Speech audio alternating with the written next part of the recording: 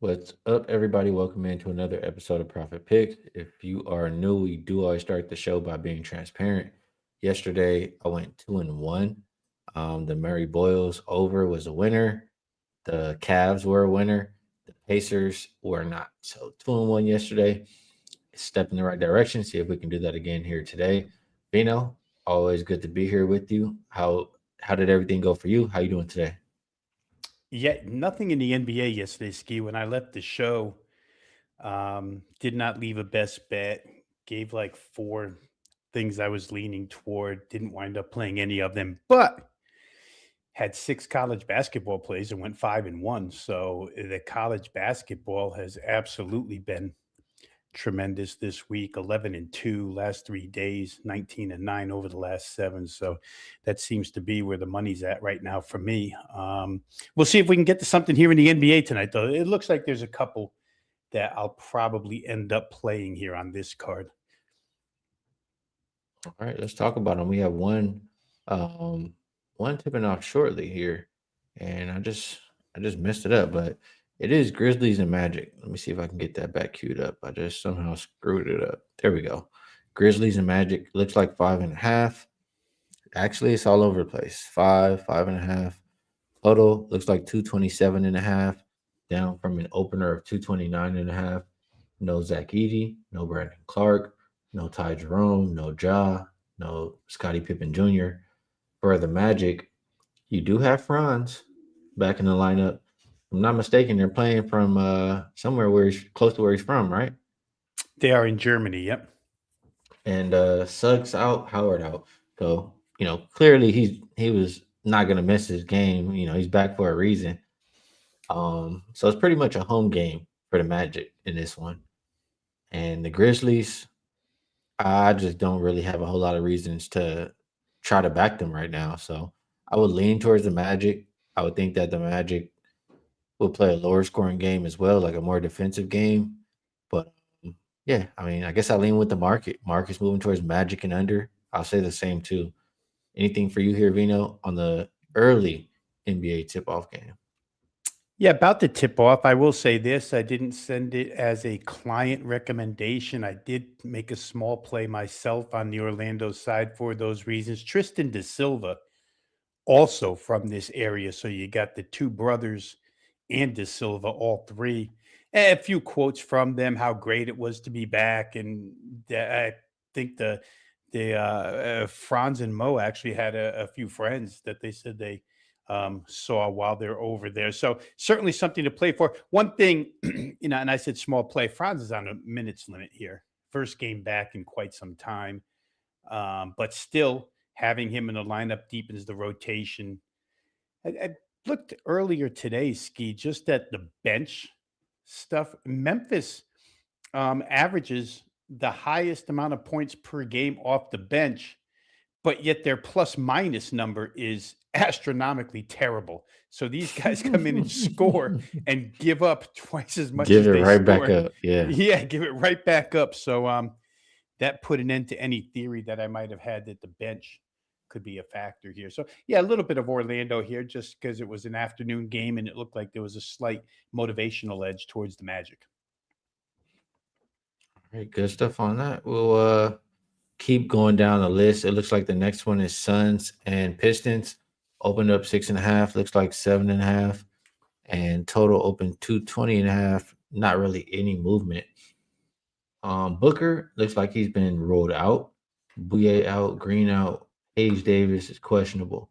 For the Pistons, you have Duran, Tobias, Isaiah Stewart, all probable, Moore out. These teams did play recently, I'm pretty sure. And it was the Suns who came away with the W. So this time around, no Booker. Pistons pretty healthy. Pistons at home.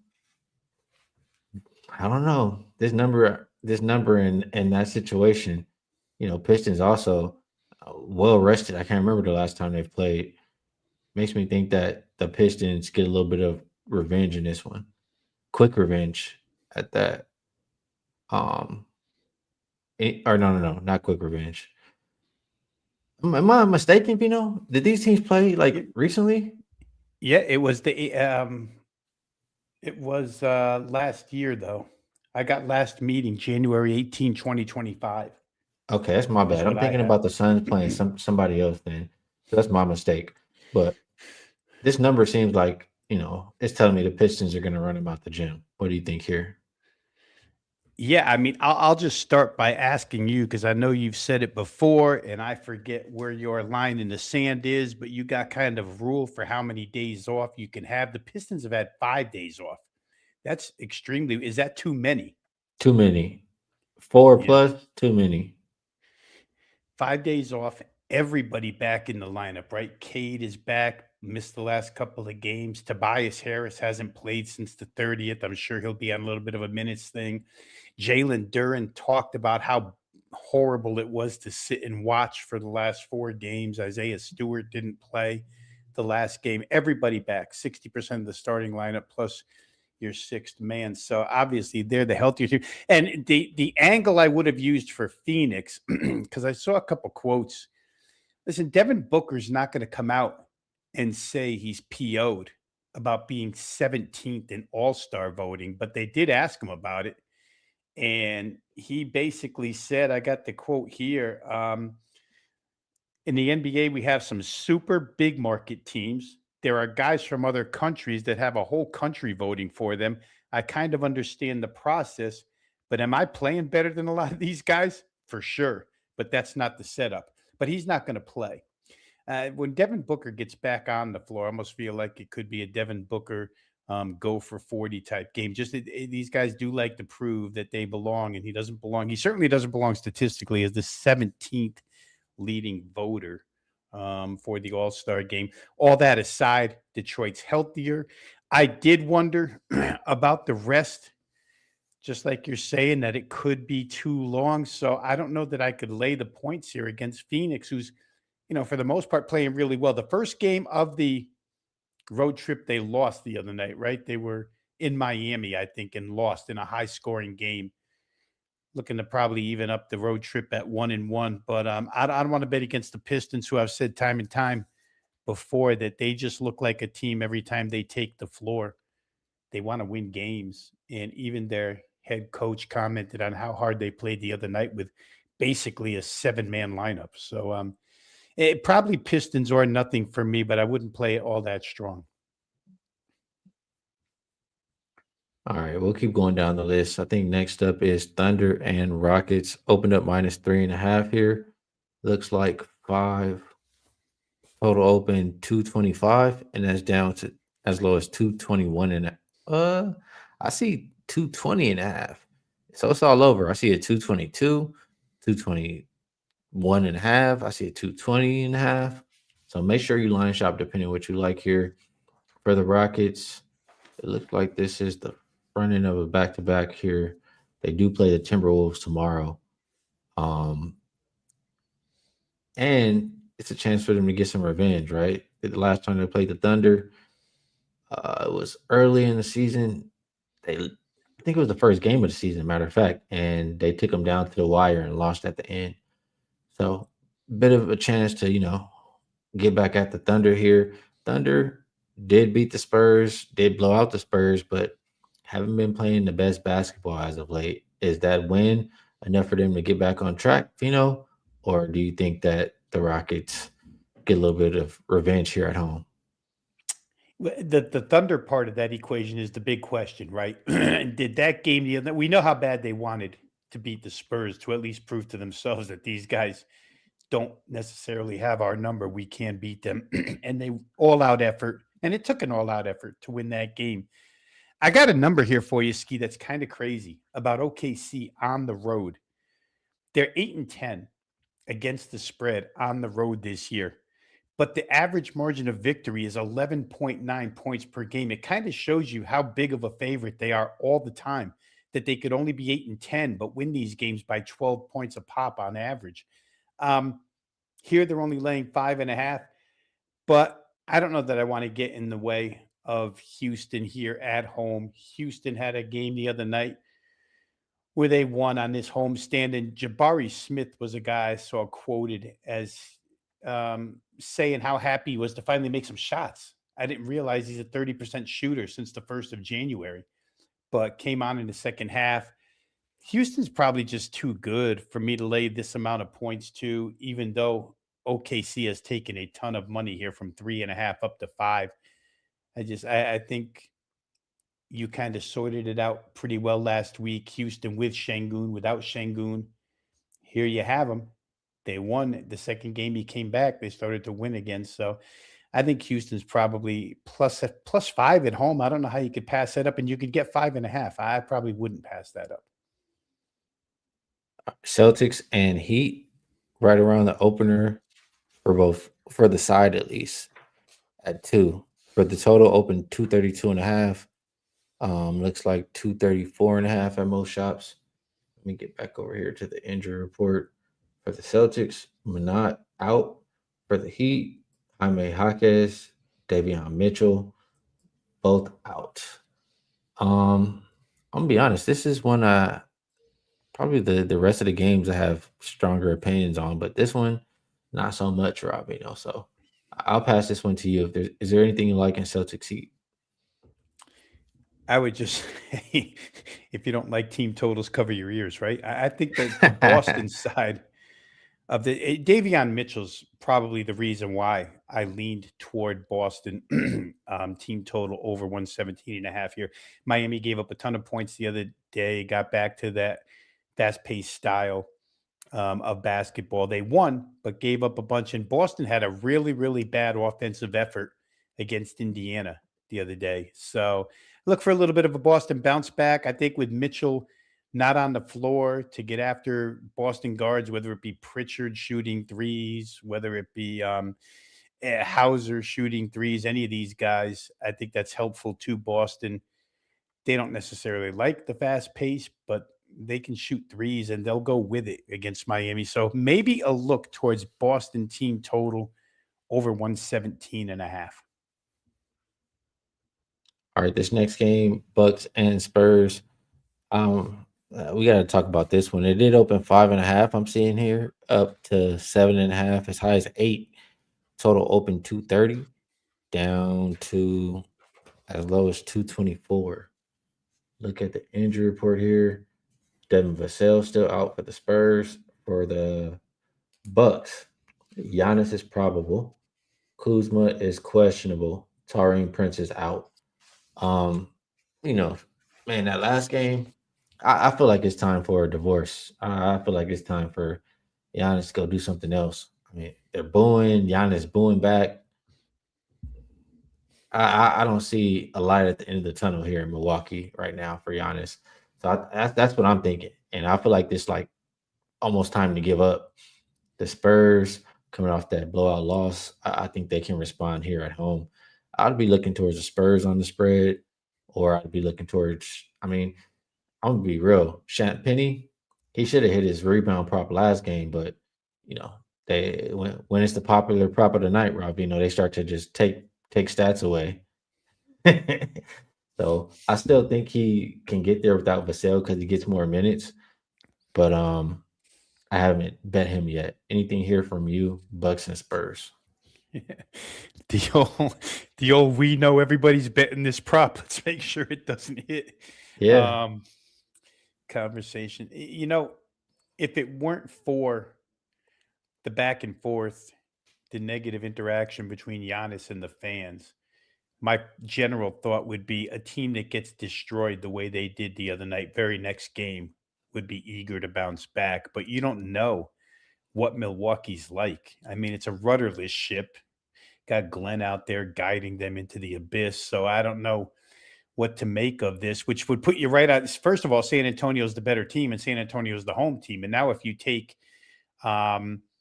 maybe an unhappy Giannis and put him out there, then you would lean San Antonio. If you are of the opinion that Giannis going to go on the road now away from his home fans and put up 42 and grab 16 rebounds, which is entirely possible, then you're probably on Bucks in a comeback mode. I don't like either angle of that enough to bet the game, tell you the truth.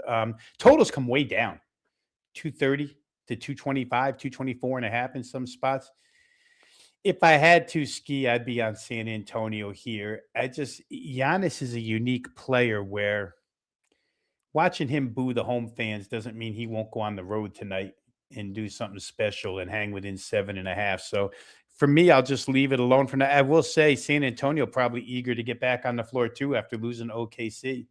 So a lot of conflicting stuff here on this game. So I let this one go.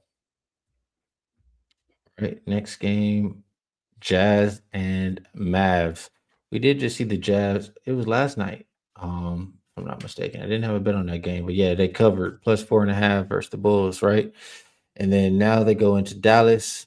Dallas also played last night. Opened up +1 for Dallas. We now see them -2.5. Even right now, literally, just flipping to some 3.5s at a couple shops. Total up from 235, and it's all over the place. I see a 236.5.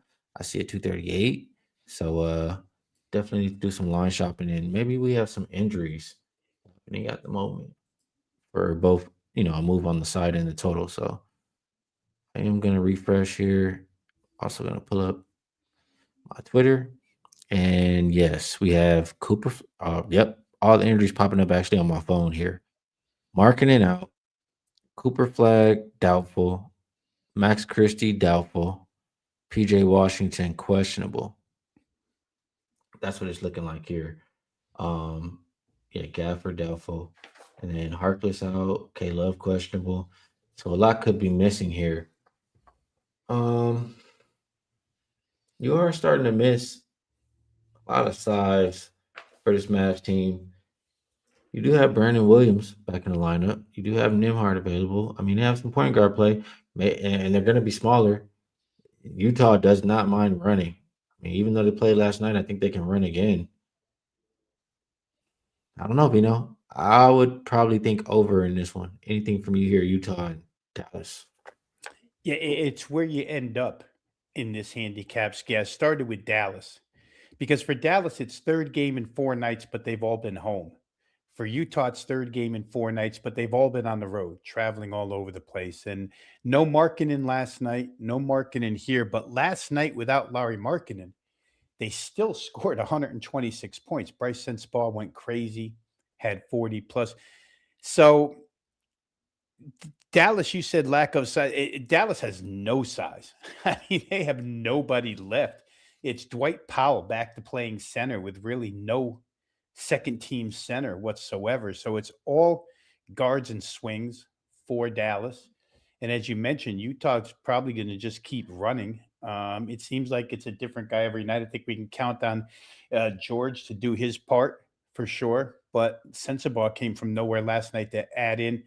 I'd have to play it over or no way at all. Like I said, I started with Dallas thinking that the scheduling spot was better for them, but without any centers. I mean, Utah's just got a clear path through it. Dwight Powell is not going to stop anybody. He didn't stop anybody when he was the normal center. Never mind now that he's like the fourth center and just playing it out of necessity. So Dallas too small for me. I would probably play over. All right, we're in agreement on that. Next game, we have Knicks and Warriors. This one opened up -4. I see 6.5 out there. Total down from 232 to about, we'll call it 228.5 right now. Seth Curry out for the Warriors. Brunson doubtful. Shamit doubtful. Mitch Rob questionable.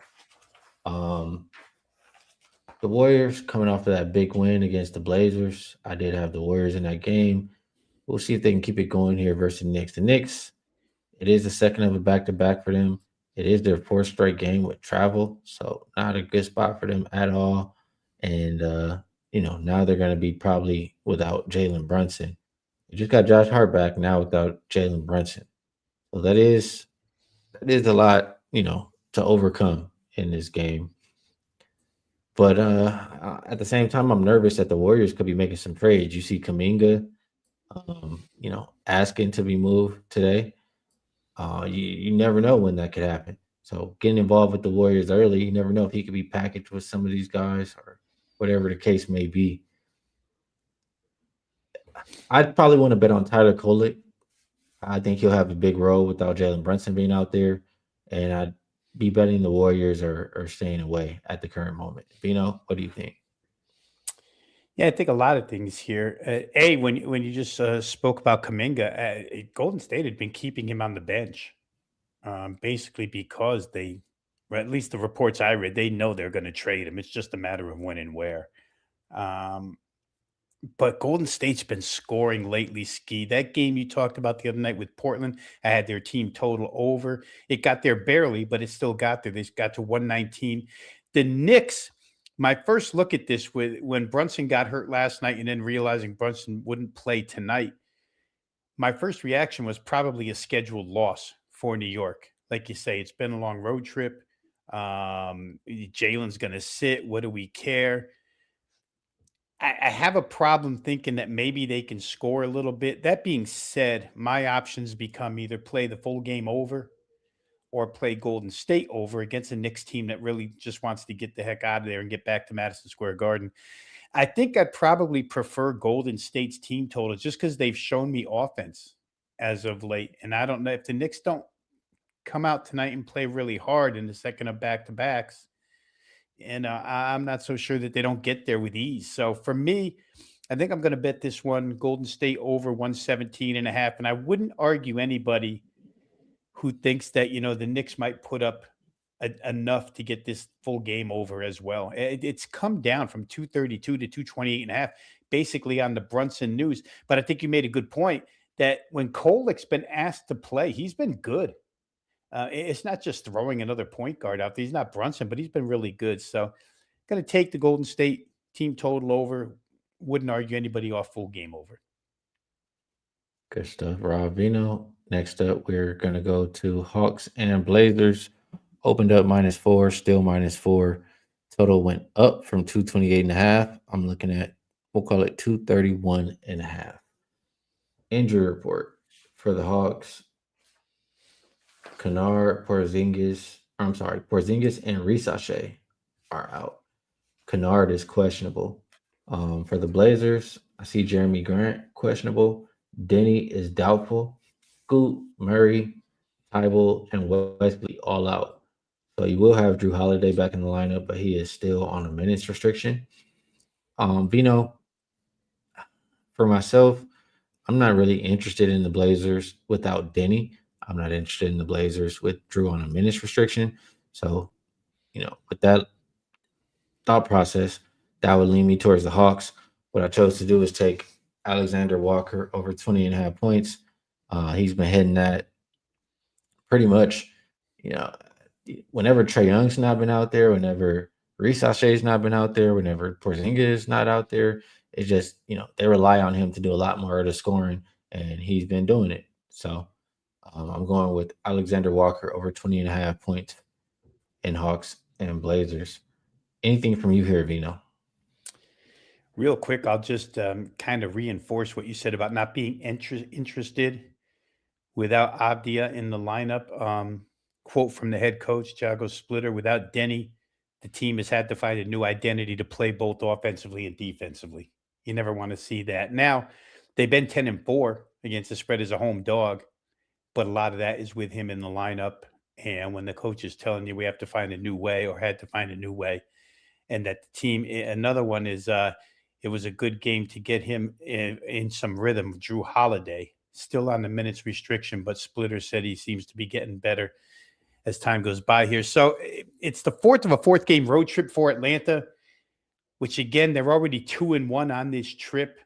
Do they just sacrifice it, go 2-2 and get out of Dodge? I don't think they'll sacrifice it, but I don't like the fact that there's, front court size and that much front court size missing and scoring. Porzingis obviously been out, and to not have Risa Shea in there as well.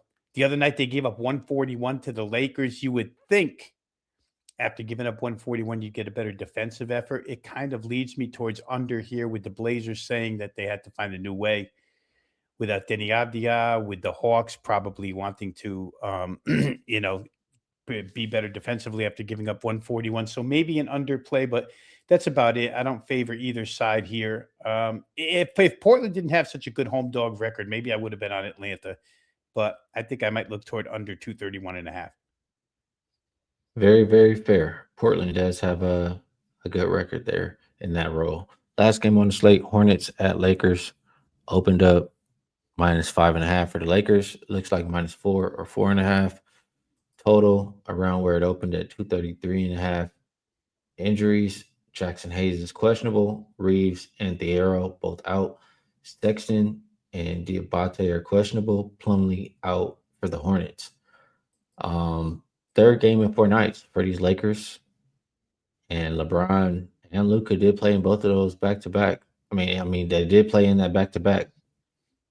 For the Hornets, they've had a couple days off.